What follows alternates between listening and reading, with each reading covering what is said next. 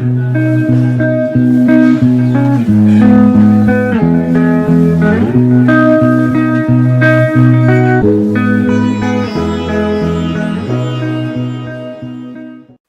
Sanskrit classes में आप सभी का एक बार फिर से स्वागत।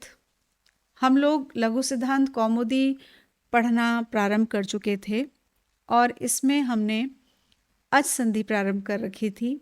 अच संधि में भी इससे पहले वाले वीडियो में हम अयादि संधि पर थे और अयादि संधि के जो 4 उदाहरण हैं वो चारों उदाहरण हम इससे पहले कर चुके थे। मुझे पूरा विश्वास है आप लोग अयादि संधि को बहुत अच्छे से समझ चुके होंगे। आगे बढ़ने के लिए पहले एक बार हम उसको दोहरा लें और फिर हम बढ़ेंगे आगे आज के भाग की ओर। अयादि संधि का सूत्र है एचो अय वायवः। एचो अय वायवः क्या कहता है? एच अय अव आय आवः।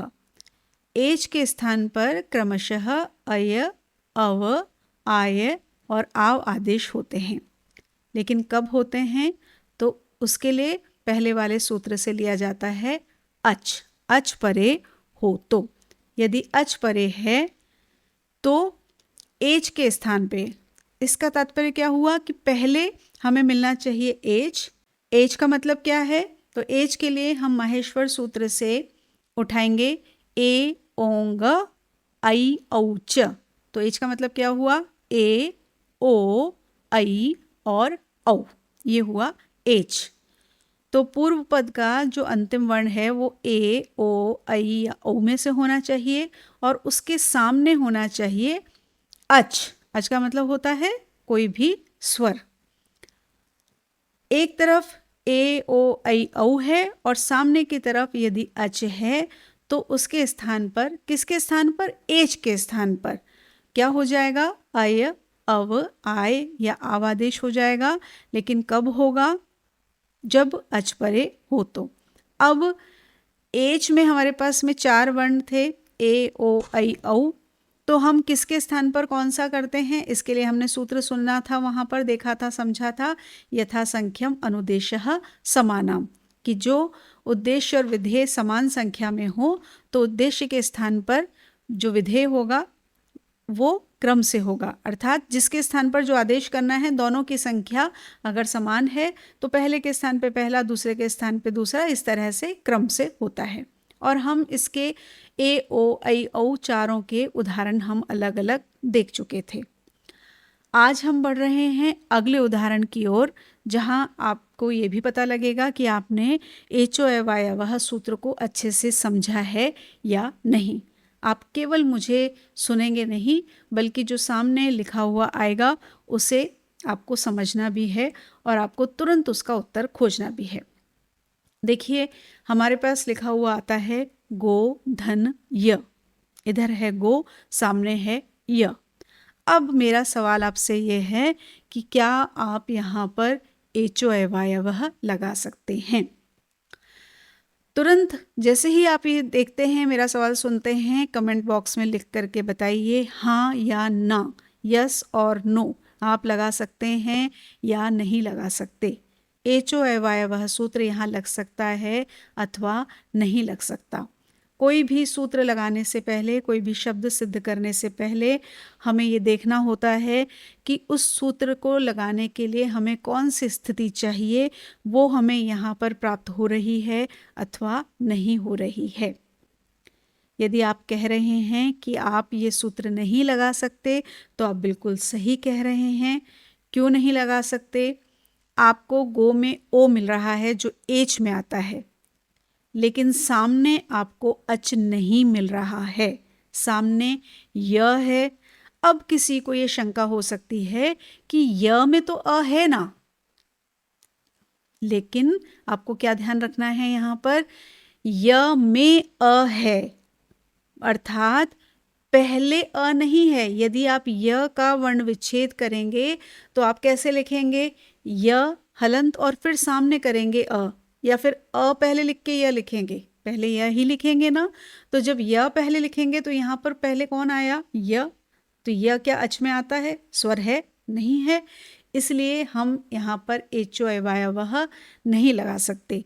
लेकिन जब शब्द वहाँ पर लिखा हुआ आएगा गव्यम, तो तुरंत देखते ही अगर कोई एचो अवयव को समझ पाया है लेकिन पूरी तरह से नहीं समझ पाया है, तो उसे देखने पे लगेगा अरे यहाँ तो क्या है, यहाँ तो अयादि संधि होगी, एचो अवयव लगा दें।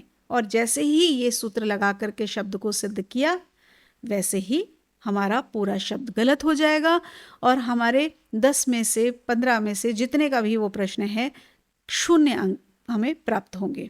तो हमें याद रखना है, इसीलिए मैं बार बार आपको कहती हूँ कि यहाँ हमें कुछ भी रटना नहीं है, उसे समझना है। यदि आपने ये समझ लिया कि इधर एच है और सामने अच होना चाहिए, तो आपको तुरंत पता लग जाएगा कि यहाँ पर यह सूत्र नहीं लग रहा। तो जब एचो अवयव है नहीं लग रहा और हमको दिखाई दे रहा है कि गो का जो ओ है उसके स्थान पे अव आदेश हुआ है और ये शब्द बना है, तो कैसे बना है? तो यहाँ पर मैं आपको बता दूं कि यहाँ पर एक वार्तिक लगा है। वार्तिक जो मूल व्याकरण बनी उसमें कुछ कुछ शब्दों की सिद्धि नहीं हो पाई और बाद में उसके लिए वार्तिकों की रचना हुई, तो एक वार्तिक यहाँ पर बना और उस वार्तिक से ये शब्द सिद्ध होता है। वो वार्तिक है वान्तोयी प्रत्यय। वान्तोयी प्रत्यय क्या कहता है? यकार आदि प्रत्यय यदि परे है। यकार आदि का मतलब क्या है? यकार धन आदि। यकार जिसके आदि में है, अर्थात जिसके प्रारंभ में य है, ऐसा प्रत्यय प्रत्यय होना चाहिए। ये ध्यान रखिए कि वो प्रत्यय ही होना चाहिए। ऐसा प्रत्यय यदि परे है तो ओ और औ के स्थान पर, अर्थात पहले ओ और औ है और उसके सामने कोई प्रत्यय है जो ऐसा प्रत्यय है जिसके आरंभ में य आ रहा हो, तो उस ओ और औ के स्थान पर क्रमशः अव और आव आदेश हो जाते हैं। ठीक है, तो यहाँ पर जो ओ गो है वो ओ है, उसमें ओ है और सामने यकार आदि प्रत्यय है, तो उस यकार आदि प्रत्यय के कारण यहाँ पर जो ओ है उस ओ को यथासंख्यम अनुदेशः समानाम का प्रयोग करते हुए हम कर देंगे अव। ग हलंत बच जाएगा, उसमें से ओ हट जाएगा और हमारे पास हो जाएगा अव और सामने है हमारे पास में य। इस प्रकार से हमारा ये जो शब्द है वो बन जाएगा गव्य और विभक्ति रूप जब इसमें हो जाएगा तो ये बन जाएगा गव्यम। आप इसको सीधा गव्यम भी बना सकते हैं, लेकिन अगर आप इस तरीके से बनाएंगे तो वो ज़्यादा स्पष्ट होगा कि शब्द बनेगा और उसके बाद उसमें विभक्ति रूप लगेगा। तो आपको ध्यान रखना है कि यहाँ पर हमने जो अव आदेश किया है, किया तो हमने अव ही आदेश है। आपसे प्रश्न पत्र में इस तरह से भी पूछा जा सकता है, ऑब्जेक्टिव जो प्रश्न आते हैं कई जगह, तो वहाँ पर ये पूछा जा सकता है कि जो गव्यम है उसके ओ को अव आदेश किस सूत्र से हुआ। और ये ऐसा प्रश्न है जो तुरंत आपको कंफ्यूज कर देगा कि ओ को अव आदेश कैसे हुआ, तो तुरंत आपको याद आएगा कि ओ को अव आदेश होने का सूत्र क्या है, एचो अवयवः, और आप ज़्यादा विचार नहीं करेंगे और तुरंत लिख देंगे एचो अवयवः और वहीं पे सब गड़बड़ हो जाएगा। तो आपको ध्यान रखना है कि वहाँ यहाँ पर एचो अवयवः नहीं लग सकता क्योंकि सामने क्या है, अच नहीं है। लेकिन क्योंकि सामने यकार आदि प्रत्यय है, याद रखिए यकार आदि प्रत्यय होना चाहिए, क्योंकि यकार आदि प्रत्यय है इसलिए यहाँ पर क्या लगेगा, वान्तोयी प्रत्यय, और उससे हमारा यह शब्द सिद्ध होगा गव्यम। ठीक है, इसी तरह से आपको दूसरा शब्द, क्योंकि यहाँ पे दो वर्णों के लिए कहा गया ओ और औ, ओ का उदाहरण हमने देख लिया, साथ ही साथ हम औ का उदाहरण भी देख लेते हैं। बिल्कुल इसी की तरह है, उसमें कोई बड़ा परिवर्तन नहीं है। हमारे पास में शब्द जो बन कर के आएगा वो आएगा नाव्यम, और प्रारंभ जहाँ से होगा वो है नौ धन य, वही यकार आदि प्रत्यय है। औ पूर्व में है, लेकिन एचो अवयवः नहीं लग सकता क्योंकि सामने अच नहीं है। यकार आदि प्रत्यय होने के कारण यहाँ पर हम लगाएंगे वान्तोयी प्रत्यय। यथासंख्यम अनुदेशः समानाम का प्रयोग करते हुए औ के स्थान पर हो जाएगा आव आदेश। न आव य जोड़ देंगे, नाव्य विभक्ति रूप जब करेंगे तो बन जाएगा नाव्यम, और ये हमारा शब्द सिद्ध हो जाएगा नव्यम।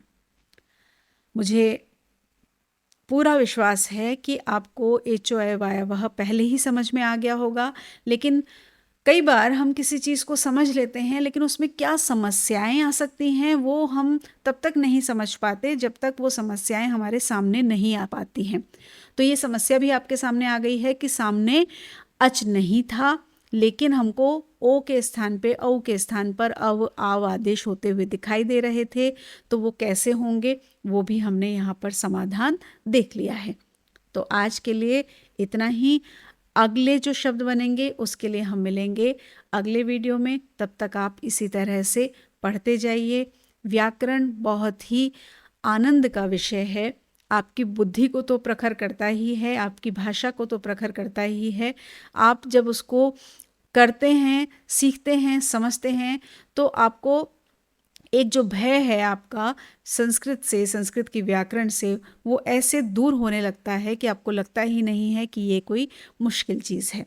आपको यदि संस्कृत की व्याकरण अच्छी लग रही है, आपको अच्छी लगती है, तो आप मुझको लिख करके भेजिए कि आपको संस्कृत की व्याकरण अच्छी लगती है।